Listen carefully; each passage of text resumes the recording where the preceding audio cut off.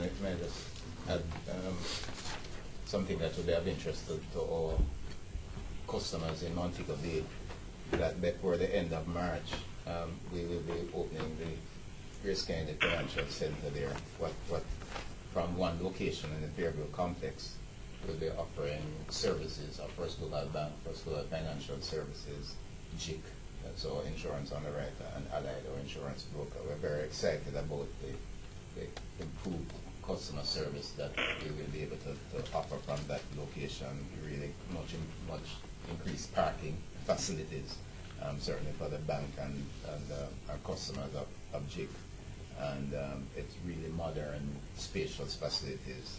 We expect to really make a name for ourselves in Montego Bay. It's a growing economy in that part of the island, and GraceKennedy Financial Group expects to continue to build market share in that area. So I can just point that out for those of you who may live or have friends in Montego Bay. Yeah, and I should also point out that we opened a new supermarket in Montego Bay last year too, and one in Kingston. I have a question here. How are the UK operations doing? And I must say the UK economy, it's in maybe a worse state than the Jamaican economy. Last year that economy declined by over 5%, and we also felt the impact. If you look on, for example, our food service business, first of all, we have 3 operating businesses in the UK. We have Cheddar Oriental Foods, and they cater to the Oriental wholesale market and restaurants. Then we have Enco Products, and they cater to the Afro-Caribbean markets. And also there is some crossover into mainstream from that company. And then there is Funny Bones Food Service, which is the food service company, and they cater primarily to the pubs and the restaurants. Now, last year we had about 40 pubs closing per week in the UK, and that affected our business in a major way as far as Funny Bones is concerned.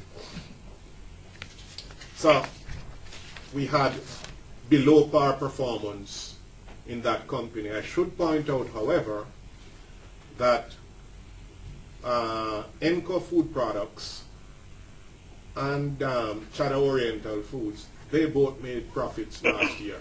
But the economy remains very challenging, and our people in the UK, they have actually put together a plan which they are now working through. One of those involve improving the top line, that is growing the revenues, which is going to be critical for the company in 2010. And also they have continued to remove cost out of this business. So we are actually expecting a turnaround in the fortunes of that company for 2010. Mike, I don't know if you have anything you would like to add?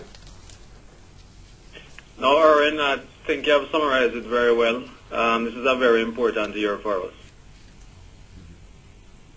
Joe, I think you could introduce Mike, who is on the phone from the UK. And for those our participants who are on the phone and on the internet, that you heard a while ago, Mike Ranglin. He's our CEO for operations in the UK. Mike actually left Jamaica to take up this challenging task when Erwin, who had spent a little over a year in the UK, returned to Jamaica.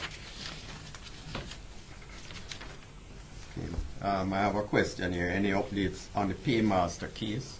The Paymaster case, the trial was in the fourth quarter of last year, and it came to a conclusion. The Supreme Court judge in that case has now reserved his verdict, which means that he is now studying the evidence that was placed before the court and had stated that he would respond by the end of March with a verdict regarding whether there was any liability or not. There are some key facts that came out in that case, and these are all in the public domain now, part of the public records. The first one is that it's very clear under Jamaican law, and in fact international law regarding the Copyright Act, that no idea can be copyrighted. What can be copyrighted is the expression of an idea. And Paul Lowe, who was the creator of the software that ran the bill payment services, created that software and licensed it to several different entities, including JPS, the government of Jamaica, entities in the U.S. and British Virgin Islands, and Paymaster and GraceKennedy. So it is very clear that he owned the software, and he has stated so in the courts. The software belongs to him because he created it. Secondly, the other issue is that the idea of a bill payment service was not a unique one in the 1990s in Jamaica. When GraceKennedy Remittance Services became an agent of Western Union had a bill payment service called Quick Pay, which was offered in Jamaica from that time in the early 1990s and continues to be offered. In fact, Paymaster was once a Western Union agent, and in 1996, as part of being a Western Union agent, they were not only using the Western Union remittance service, but they were also trained on the Quick Pay bill payment service, that service belonging to Western Union. Paymaster then went on subsequently to create their bill payment service separate, but after they were trained on the Quick Pay system used by Western Union. In addition to that, in the trial, there are two defendants, GraceKennedy Remittance Services and the software developer Paul Lowe.